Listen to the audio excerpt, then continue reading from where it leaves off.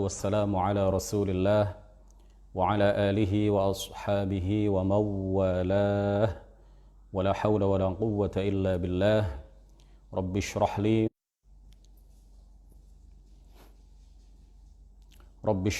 sadri wa yassir li amri wa thabbitni ala al-iman. Allahumma la sahla illa ma ja'altahu sahla wa anta ya hayyu ya qayyum taj'alul hazna idza syi'ta sahla. Amma ba'd. Para pemirsa NO online yang mudah-mudahan semuanya senantiasa mendapatkan limpahan taufik, rahmah serta hidayah dari Allah Subhanahu wa taala. Malam hari ini insyaallah kita akan melanjutkan kajian kitab Aqidatul Awam. Mudah-mudahan Allah senantiasa memberikan limpahan taufiknya kepada kita semuanya.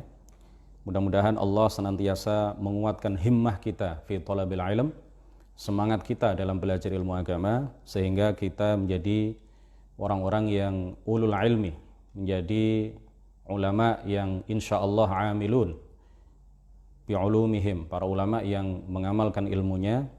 Dan mudah-mudahan kita semuanya nanti di akhirat dikumpulkan bersama Rasulullah, bersama para sahabat, bersama para tabi'in, bersama para aulia, bersama para ulama amilin di surga, amin ya rabbal alamin. Kita masih pada pembahasan bait nazam yang keempat, wa alihi wa sahbihi wa man tabi' sabila dinil haqqi ghaira mubtadi'. Kita kemarin sudah menjelaskan walaupun hanya secara ringkas mengenai bid'ah, pengertian bid'ah secara bahasa itu apa, pengertian bid'ah secara istilah itu apa. Kemudian kita juga menyebutkan beberapa dalil bahwa bid'ah itu tidak semuanya dhalalah, bahwa bid'ah itu ada yang baik, ada yang sesuai dengan Al-Quran, ada bid'ah yang hasanah, ada bid'atu huda, atau ada sunnah hasanah. Kita lanjutkan pembahasan kita mengenai bid'ah. Jadi sudah kadung kita mulai, jadi nggak enak kalau kita putus di tengah jalan begitu saja. Kita lanjutkan pembahasan masalah bid'ah.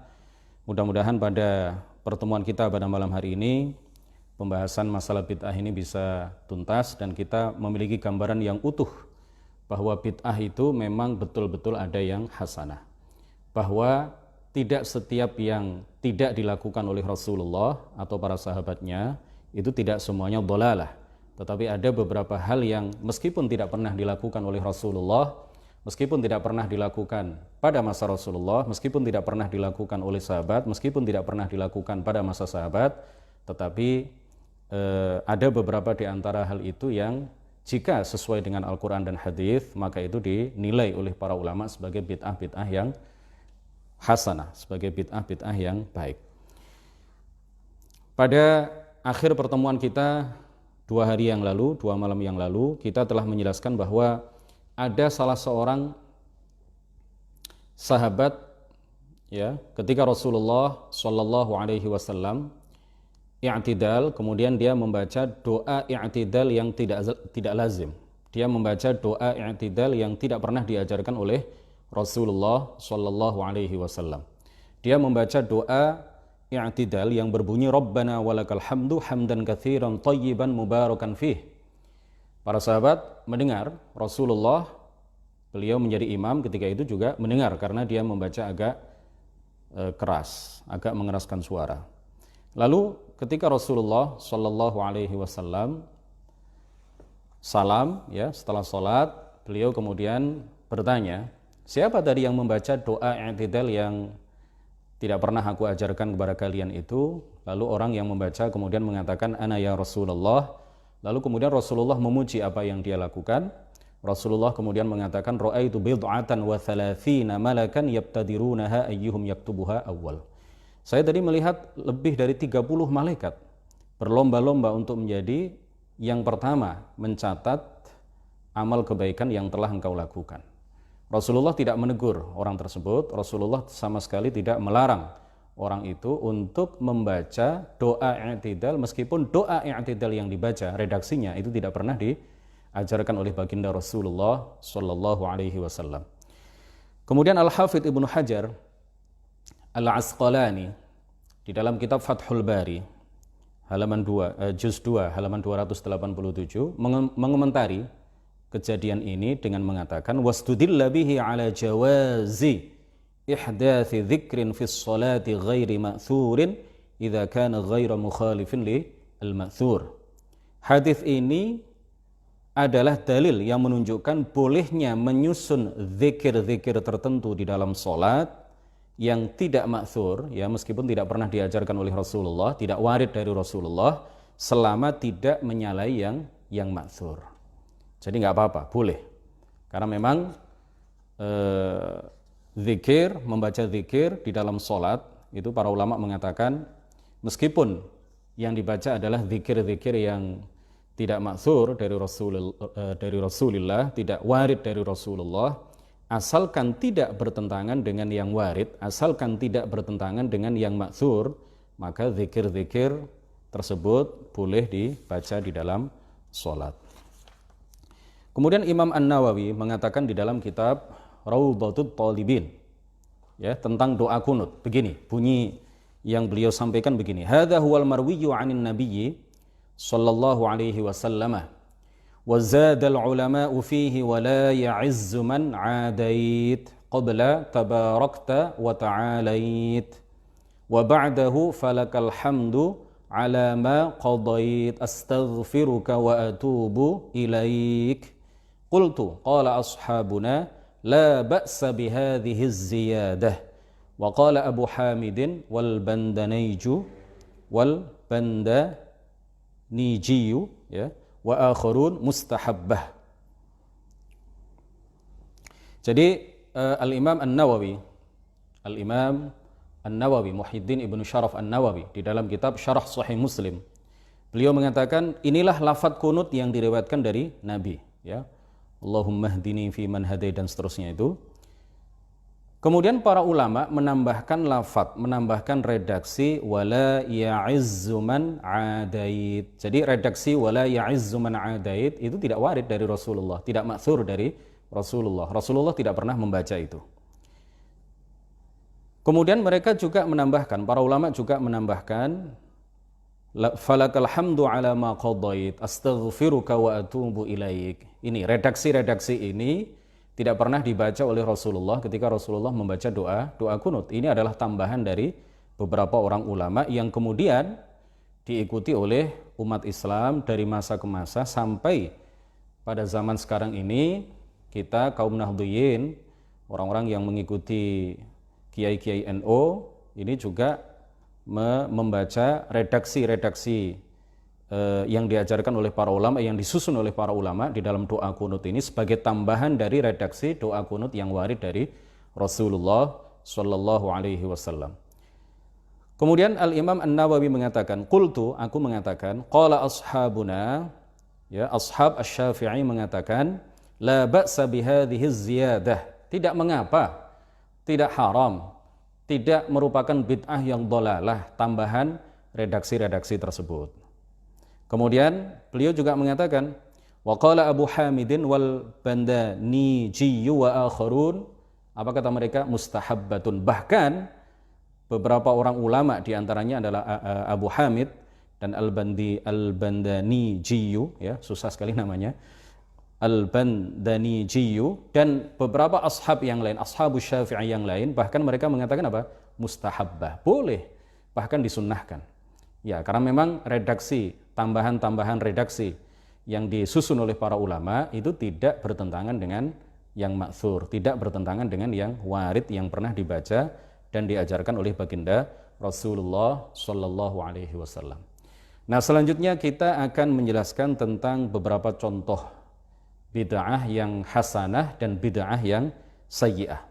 Apa saja contoh-contoh perbuatan yang masuk dalam kategori bid'ah yang hasanah, bid'ah yang baik, bid'ah yang sesuai dengan Al-Quran dan Hadis, dan apa saja contoh-contoh perbuatan, ya, atau juga termasuk contoh-contoh akidah yang masuk dalam kategori bid'ah yang sayyi'ah, bid'ah yang dhalalah. Yang pertama kita contohkan dulu bid'ah yang hasanah. Yang pertama, contoh yang pertama adalah sholat 2 rakaat sebelum dibunuh. Sholat 2 rakaat sebelum dibunuh. yang merintis sunnah hasanah atau bid'ah hasanah yang berupa sholat 2 rakaat, ya, sholat 2 rakaat yang dilakukan sebelum dibunuh, ini adalah sahabat Khubaib bin Adi. Sahabat siapa? Sahabat Khubaib bin Adi Al-Ansari, salah seorang sahabat Nabi, ya, salah seorang sahabat Rasulullah Shallallahu Alaihi Wasallam. Sebagaimana diriwayatkan oleh Abu Hurairah, beliau mengatakan, "Fakana Khubaibun awwala man sanna as-salata 'inda al-qatl." Rawahul Bukhari.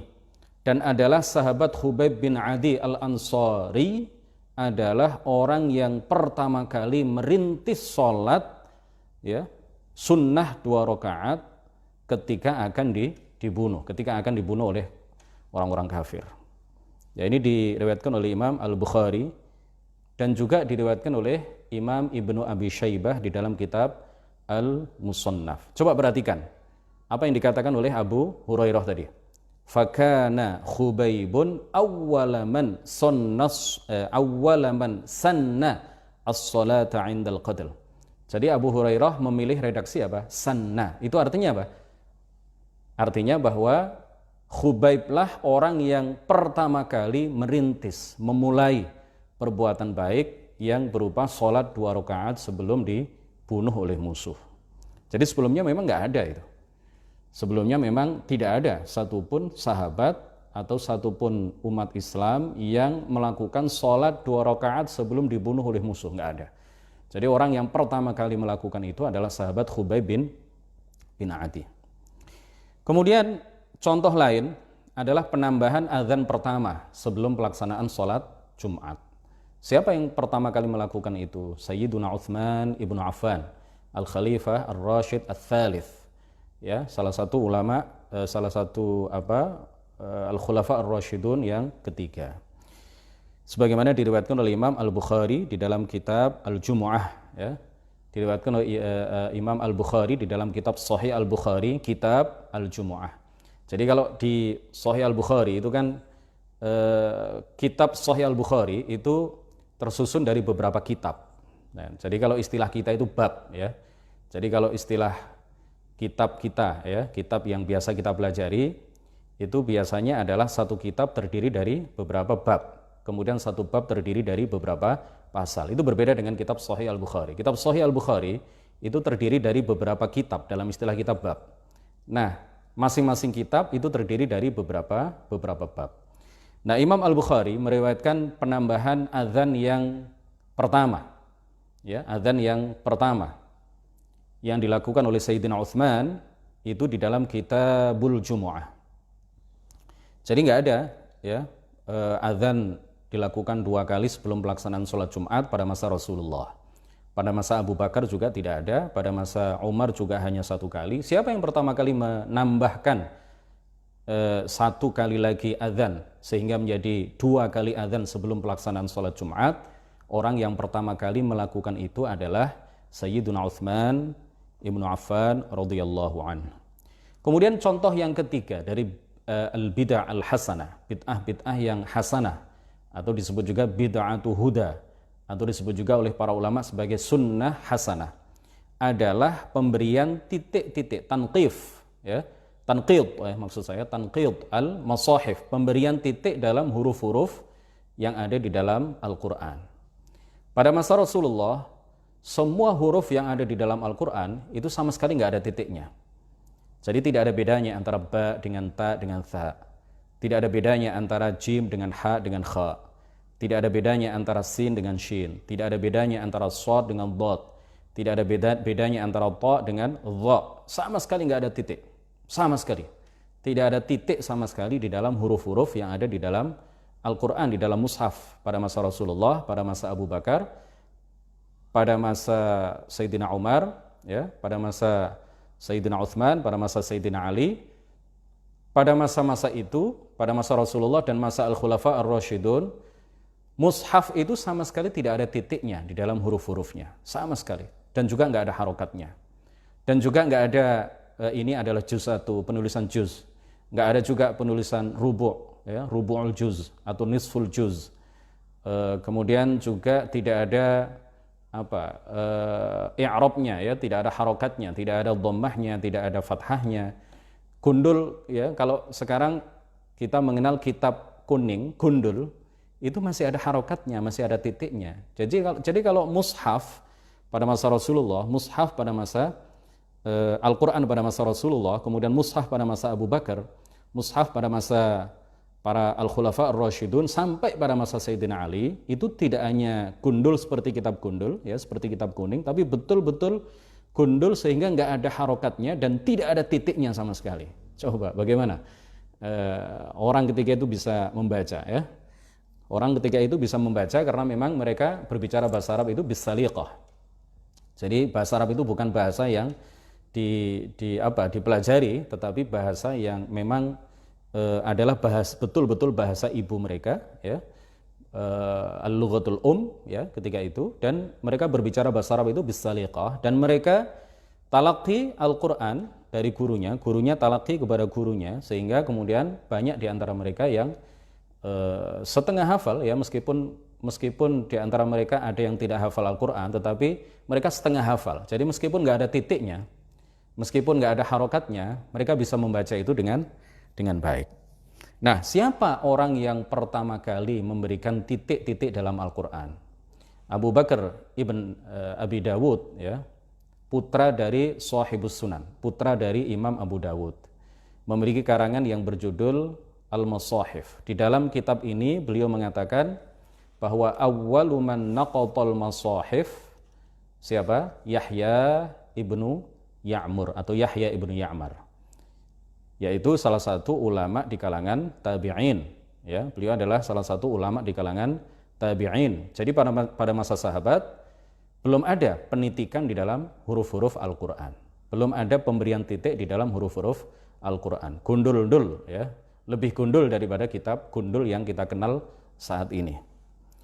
Jadi sekali lagi orang yang pertama kali memberikan titik, dan itu sangat bermanfaat bagi orang-orang setelahnya, bagi generasi setelahnya, beliau adalah Yahya bin Ya'mur atau Yahya bin Ya'mar. Ini pahalanya luar biasa, ya. Tokoh ini pahalanya luar biasa karena memudahkan generasi setelahnya untuk bisa membaca Al-Quran dengan baik. Nah, kalau orang-orang Wahabi mengatakan bahwa semua apa yang tidak pernah dilakukan oleh Rasulullah, atau semua apa yang tidak pernah dilakukan pada masa Rasulullah adalah bid'ah yang dhalalah, itu artinya menurut kaidah mereka yang seperti itu, artinya apa? Berarti Al-Quran yang ada titiknya sekarang itu adalah bid'ah yang dhalalah. Kalau memang ini adalah bid'ah yang dhalalah, coba hilangkan saja titik-titik dalam Al-Quran mereka, hilangkan saja harokat-harokat i'rab, ya, fathah, dhamma dan seterusnya itu dari mushaf yang ada di mereka. Bisakah mereka membaca? Nggak akan bisa. Kemudian yang keempat adalah pembuatan mihrab, ya, mihrab, tempat imam di dalam masjid, di dalam musholla, ya, ada ceruk gitu, ya, ada bagian yang menjorok ke depan, ya, di bagian barat, di bagian kiblat, di bagian barat kalau di Indonesia, di bagian arah kiblat di suatu masjid atau di suatu musholla. Ini adalah bentuk bangunan mihrab seperti yang kita kenal sekarang. Ini di masa Rasulullah tidak pernah ada, di masa para sahabat juga tidak pernah ada. Siapa yang melakukan atau membangun mihrab pertama kali? Para ulama mengatakan orang yang pertama kali mengadakan mihrab, ya, tempat khusus untuk imam ketika jamaah sholat, itu adalah siapa? Al-Khalifah Ar-Rasyid yang bernama Umar ibnu Abdul Aziz. Kemudian contoh yang kelima adalah peringatan Maulid Nabi dan juga peringatan-peringatan hari-hari besar Islam yang lain. Siapa orang yang pertama kali melakukan peringatan Maulid Nabi? Ya, menurut Ibnu Katsir, tokoh yang sangat dikagumi oleh orang-orang Wahabi. Begitu juga menurut Al-Hafidh Ibnu Hajar Al-Asqalani dan beberapa ulama yang lain, termasuk Al-Hafidh Al-Iraqi, kemudian Ibnu Dihyah, Al-Hafidh Ibnu Dihyah dan lain sebagainya. Orang yang pertama kali melakukan perayaan Maulid, ya, adalah Raja Al-Muzaffar. Raja Al-Muzaffar, penguasa Irbil, sultan atau penguasa Irbil. Irbil itu salah satu daerah di Irak. Kemudian yang keenam adalah membaca sholawat atas Nabi setelah azan. Membaca sholawat atas Nabi setelah azan. Ini juga adalah bid'ah yang hasanah. Siapa yang mengatakan bahwa itu adalah bid'ah yang hasanah? Di antaranya adalah Al-Hafidh Al-Imam As-Suyuti rahimahullah di dalam kitab Musamaratul Awail. Kemudian As-Sakhawi di dalam kitab Al-Qaulul Badi', Al-Hattab Al-Maliki di dalam kitab Mawahibul Jalil. Nah, ini sunnah ya. Mustahabbah, disunnahkan, dianjurkan bagi seseorang yang berazan, bagi seseorang yang melantunkan azan, setelah selesai azan, maka dia dianjurkan untuk membaca sholawat. Dengan sir boleh, dengan jahar boleh. Dilirihkan suaranya boleh, dikeraskan juga boleh. Nah, orang Wahabi itu mengatakan apa? Salah seorang Wahabi, ya, dia mengatakan bahwa orang yang membaca sholawat setelah selesai mengumandangkan azan, ini adalah bid'ah yang sangat sesat, sama salahnya dan sama sesatnya dengan orang yang menikahi ibunya sendiri. Na'udzubillah. Jadi orang-orang Wahabi, ya, sebagian di antara mereka, orang-orang Wahabi ekstrim ini, orang-orang Wahabi ekstrim itu menyamakan orang yang membaca sholawat dengan jahar, dengan keras setelah selesai mengumandangkan azan, itu mereka samakan dengan orang yang menikahi ibunya sendiri, berzina dengan ibunya sendiri. Na'udzubillah. Ini adalah tuduhan yang sangat keji kepada jutaan umat Islam di hampir seluruh dunia yang ketika mereka melantunkan azan, setelah selesai mereka kemudian membaca sholawat secara jahar. Kenapa? Karena memang di dalam azan itu disebutkan nama Nabi kita, Nabi Agung, Nabi besar Muhammad sallallahu alaihi wasallam. Oleh karena itu mereka membaca sholawat dengan keras. Assalatu wassalamu alaika ya sayyidi ya Rasulullah, misalkan ya, atau dengan redaksi sholawat yang lain. Ini biasa kalau di negara-negara Arab ya. Kalau di kita ini kan kalau di Indonesia ini tradisinya beda. Tradisinya membaca sholawat dulu baru azan. Ya, enggak apa-apa, boleh, bagus. Jadi membaca sholawat dulu kalau di kita ya, kemudian membaca, kemudian setelah itu baru kemudian mengumandangkan azan. Nah, ini tradisi di Arab ya, dan di beberapa negara yang lain itu setelah azan baru kemudian sholawat. Kenapa? Karena memang sholawat ini dibaca karena di dalam azan itu ada penyebutan nama Muhammad. Jadi sholawatnya diakhirkan sampai selesai azan baru kemudian dibaca secara jahron, secara keras. Kemudian contoh bid'ah hasanah yang selanjutnya, yang ketujuh adalah menulis lafaz sallallahu alaihi wasallam setelah menulis nama Nabi. Jadi itu bid'ah itu, tapi bid'ah yang hasanah.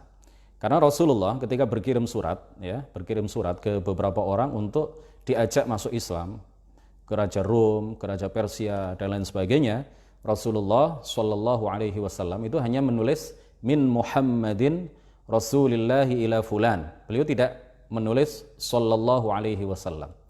Para sahabat juga begitu.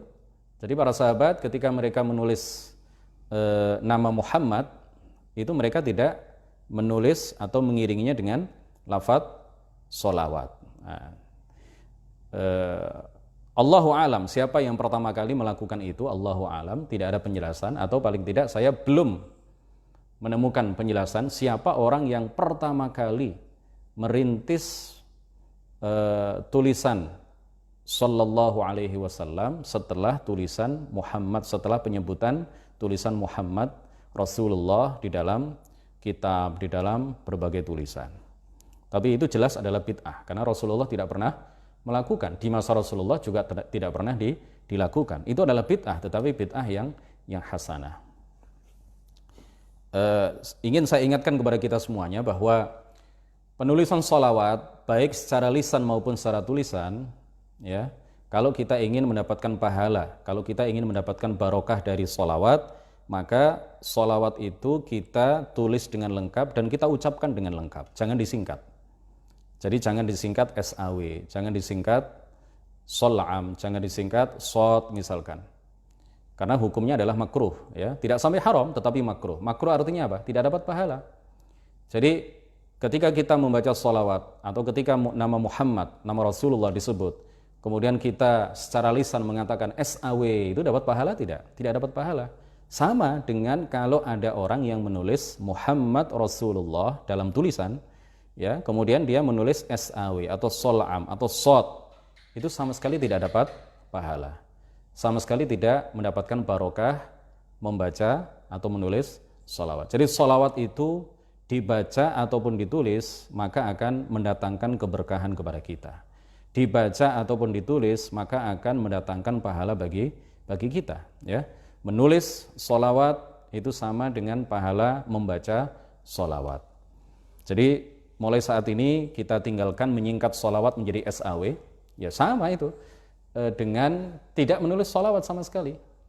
Panjenengan, ya Bapak Ibu yang ada di rumah, ketika menulis Muhammad Rasulullah kemudian tidak ditulis sholawat, tidak diikuti sholawat setelahnya, atau ditulis sholawat tetapi disingkat SAW, itu sama saja. Jadi sama-sama tidak mendapatkan pahala sholawat. Kalau ingin mendapatkan barokah dan pahala sholawat, maka tulis sholawat itu dengan lengkap, sallallahu alaihi wasallam. Kemudian contoh yang ke-8, misalkan minal bid'ah al-hasanah. Ya, di antara contoh bid'ah yang hasanah adalah thariqat-thariqat. Ada thariqat Rifaiyah yang dirintis oleh Imam Ahmad Ar-Rifai. Kemudian ada thariqat al-Qadiriyah, at-thariqatul Qadiriyah yang dirintis oleh Syekh Abdul Qadir al-Jilani atau al-Jailani atau al-Kailani, ya. Boleh dikatakan al-Jailani atau al-Kailani. Sebagian ulama membaca al-Jilani atau al-Kilani. Kemudian ada thariqat Naqsyabandiyah, ada Syadziliyah, ya, dan macam-macam yang lain banyak sekali itu. Itu semuanya adalah bid'ah yang hasanah. Enggak ada di masa Rasulullah itu penyebutan, ya, thariqat tertentu, thariqat A, thariqat fulaniyah, thariqat B dan lain sebagainya, enggak ada. Tetapi amaliyah yang dilakukan oleh para pengamal thariqat itu memang amaliyah yang memang dilakukan oleh Rasulullah. Tarkut tana'um, ya, meninggalkan gaya hidup mewah, meninggalkan berlezat-lezatan di dalam makanan dan minuman, tidak memakai pakaian-pakaian yang mewah, ya. Para pengamal thariqat kan seperti itu. Ya, orang-orang yang berkecimpung dalam dunia sufi, para sufi, ya, shadiqun, itu mereka melakukan itu. Secara substansi apa yang mereka lakukan sudah ada pada masa Rasulullah dan para sahabatnya, tetapi sebagai sebuah nama thariqat A, thariqat B, thariqat C itu kan sesuatu yang bid'ah, tidak ada di masa Rasulullah, tidak ada di masa sahabat. Kemudian di antara contoh bid'ah yang buruk, bid'ah yang sesat, ya, di antaranya adalah bid'ah pengingkaran terhadap takdir yang dipelopori, yang dimulai pertama kali oleh Al-Qadariyah. Jadi mereka ini tidak percaya adanya takdir, tidak mempercayai adanya takdir, sama dengan orang-orang Hizbut Tahrir. Orang-orang Hizbut Tahrir itu mereka menyatakan bahwa perbuatan-perbuatan manusia yang ikhtiyariyah, ya, perbuatan-perbuatan manusia yang ada unsur ikhtiar dan usaha di dalamnya, itu tidak ada kaitannya dengan qada Allah Subhanahu wa ta'ala. Jadi dengan keyakinan seperti ini tidak ada bedanya antara orang Hizbut Tahrir dengan orang-orang Qadariyah, para pengingkar takdir, orang-orang yang tidak mempercayai dan mengimani adanya takdir. Ini adalah bid'ah yang dhalalah. Kemudian juga bid'ah Jahmiyah. Jahmiyah ini disebut juga Jabriyah atau Jabariyah. Mereka mengatakan bahwa manusia tidak punya kehendak sama sekali. Manusia tidak punya ikhtiar sama sekali. Manusia itu seperti angin, seperti kapas yang ditiup angin ke sana kemari. Tidak punya kehendak, sama sekali nggak punya kehendak di dalam melakukan perbuatan-perbuatannya. Ini adalah bid'ah yang dhalalah, ya, tidak pernah diajarkan oleh Rasulullah dan bertentangan dengan Al-Quran dan hadis. Kemudian bid'ah Khawarij. Bid'ah Khawarij itu adalah keyakinan yang menyatakan bahwa seluruh pelaku dosa besar itu dihukumi kafir. Setiap pelaku dosa besar dihukumi kafir. Sampai-sampai Khawarij itu mengatakan bahwa seluruh pemerintah, ya, seluruh pemerintah di seluruh dunia, karena mereka tidak menggunakan hukum Islam, tidak menerapkan dan memberlakukan hukum Islam di dalam menjalankan roda pemerintahan, maka mereka dihukumi kafir dengan dalih, kata mereka, ayat wa man lam yahkum bima anzalallah. Mohon maaf ada gangguan sedikit, ya. Jadi kita lanjutkan sedikit. Ini HP saya sudah hampir habis penyimpanannya. Saya nggak tahu, mungkin nanti silahkan saya diberitahu di kolom komentar. HP saya ini ketika siaran langsung tidak hanya video yang di live streaming kan, itu tidak hanya tersimpan di storage Facebooknya itu ya, tetapi juga langsung tersimpan di galeri. Jadi saya juga merasa aneh nih ya, saya nggak tahu apakah di pengaturannya atau seperti apa, yang jelas langsung tersimpan di galeri. Videonya ini langsung tersimpan di galeri tanpa saya download dari Facebook. Nah, ini sudah hampir habis, tadi ada notifikasi ya di layar HP saya bahwa penyimpanan di HP Anda sudah hampir habis dan seterusnya. Ada beberapa kalimat ya. Mudah-mudahan bisa kita selesaikan sampai jam 20.30.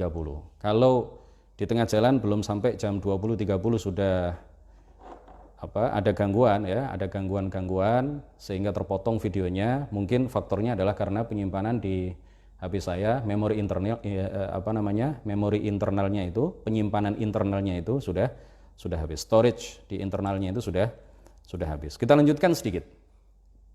Kemudian juga ada bid'ah musyabbihah. Jadi orang-orang yang meyakini bahwa Allah Subhanahu wa taala sama dengan makhluknya. Mereka menyifati Allah dengan makhluknya. Mereka menyifati Allah dengan sifat-sifat makhluknya. Nah, ini bid'ah yang dhalalah karena memang tidak pernah diajarkan oleh baginda Rasulullah sallallahu alaihi wasallam. Rasulullah tidak pernah meyakini itu. Rasulullah tidak pernah mengajarkan itu. Para sahabat juga tidak pernah mengajarkan dan meyakini itu. Tetapi ini kemudian diada-adakan, diajarkan, dipropagandakan oleh kaum musyabbihah beberapa abad setelah Rasulullah sallallahu alaihi wasallam meninggal dunia. Ya, beberapa tahun setelah Rasulullah sallallahu alaihi wasallam meninggal dunia. Mereka mulai mengajarkan ya lisu'i fahmihim bil ayat al-Qur'aniyah wal ahadits an-nabawiyah, karena mereka salah di dalam memahami beberapa ayat Al-Qur'an, salah di dalam memahami beberapa hadis, sehingga kemudian mereka meyakini dan mengajarkan kepada para pengikut mereka bahwa Allah itu sama dengan makhluk, bahwa Allah itu di langit, bahwa Allah itu duduk di atas arsy, bahwa Allah memiliki tangan, bahwa Allah itu memiliki dua tangan dan dua-duanya tangan kanan, na'udzubillahi min dzalik, dan hal-hal semacam itu yang merupakan penyifatan-penyifatan yang sangat keji yang dinisbatkan oleh mereka kepada Allah Subhanahu wa ta'ala. Kemudian juga jangan lupa bid'ah pengharaman tawassul. Siapa orang yang pertama kali mengharamkan tawassul? Ibnu Taimiyah. Satupun ulama sebelum Ibnu Taimiyah tidak ada yang mengharamkan tawassul. Jadi orang yang pertama kali datang dengan bid'ah pengharaman tawassul adalah Ahmad Ibnu Taimiyah, salah seorang tokoh yang paling dikagumi oleh orang-orang Wahabi pada masa sekarang. Jadi kalau sudah Ibnu Taimiyah yang mengatakan, itu seakan-akan apa yang dikatakan oleh Ibnu Taimiyah ini adalah nas ya. Apa yang dikatakan oleh Ibnu Taimiyah ini seakan-akan adalah nas, tidak boleh ditolak, tidak boleh diabaikan. Jadi dipegang teguh oleh orang-orang Wahabi. Ketika Ibnu Taimiyah mengatakan bahwa tawassul itu haram, maka ini kemudian dipegang teguh, diyakini sebagai sebuah keyakinan yang mutlak benarnya oleh orang-orang Wahabi pada masa sekarang. Kemudian Ibnu Taimiyah jugalah orang yang pertama kali membagi tauhid menjadi tiga. Jadi Ibnu Taimiyah ini adalah orang yang kontroversial, pro dan kontra ya, kontranya lebih banyak daripada pronya. Dan tokoh ini adalah tokoh yang sampai sekarang terjadi pro dan kontra di antara umat Islam. Ya, kalau para ulama pada masanya itu banyak di antara mereka yang tidak hanya melabelkan sesat kepada Ibnu Taimiyah, bahkan Ibnu Taimiyah ini banyak dikafirkan oleh para ulama pada masanya. Kemudian juga banyak disesatkan oleh para ulama setelahnya, sepeninggalnya. Bahkan dia dipenjara dengan kesepakatan al-qudat minal madzahibil arba'ah. Dia dipenjara dengan kesepakatan 4 hakim yang dari madhab yang berbeda-beda. Dari 4 madhab itu semuanya, hakim-hakim dari 4 madhab semuanya sepakat menyatakan bahwa Ibnu Taimiyah harus dipenjara. Ya, karena kesesatan-kesesatan dia yang dia ajarkan kepada masyarakat ketika itu. Hadirin rahimakumullah, ya, asyik sekali kita membahas masalah bid'ah ini, ya, panjang sekali. Insya Allah akan kita bagi menjadi 3 sesi. Ini mumpung kita membahas masalah bid'ah, jadi sekalian saja kita kupas ya sampai habis. Pertemuan yang akan datang insya Allah sekarang hari Rabu ya, Rabu malam Kamis, besok libur, hari Jumat malam Sabtu insya Allah kita lanjutkan pertemuan kita masih seputar bid'ah. Pertemuan selanjutnya insya Allah kita akan mengupas syubhat-syubhat yang dilontarkan oleh orang-orang Wahabi. Apa syubhat itu? Syubhat itu adalah sesuatu yang dilontarkan untuk mengaburkan hal yang sebenarnya. Jadi orang-orang Wahabi melontarkan syubhat di kalangan umat untuk mengaburkan hal yang sebenarnya, untuk menyatakan, kata mereka, bahwa semua bid'ah itu adalah sesat dengan dalil misalkan iyyakum wa muhdatsatil umur ya, wa iyyakum wa muhdatsatil umur fa inna kulla muhdatsatin bid'ah wa kulla bid'atin dhalalah. Kemudian ada dalih-dalih mereka yang lain ya, misalkan man sanna fil Islam, ini tidak ditakhsis ya, tidak mentakhsis hadis kullu bid'atin dhalalah, tetapi sebaliknya ya, kullu bid'atin dhalalah itu ditakhsis oleh man sanna fil Islami sunnatan hasanah. Kemudian mereka juga mengatakan lau kana khairan sabaquna ilaihi, seandainya perbuatan-perbuatan ini baik, maka para sahabat ya, termasuk Rasulullah Shallallahu Alaihi Wasallam akan mendahului kita di dalam melakukan perbuatan baik ini. Dan syubhat-syubhat yang lain banyak sekali, syubhat-syubhat yang dilontarkan oleh orang-orang Wahabi untuk mengelabui orang-orang awam ya, bahwa semua bid'ah itu sesat. Nah, insya Allah syubhat-syubhat mereka ini akan kita jawab pada pertemuan berikutnya. Ini saya khawatir HP saya akan mati, jadi kita akhiri. Insya Allah kita lanjutkan pada hari Jumat malam Sabtu yang akan datang. Hadanallahu wa iyyakum ajma'in. Wallahul muwaffiq ila aqwamit thoriq. Wassalamualaikum warahmatullahi wabarakatuh.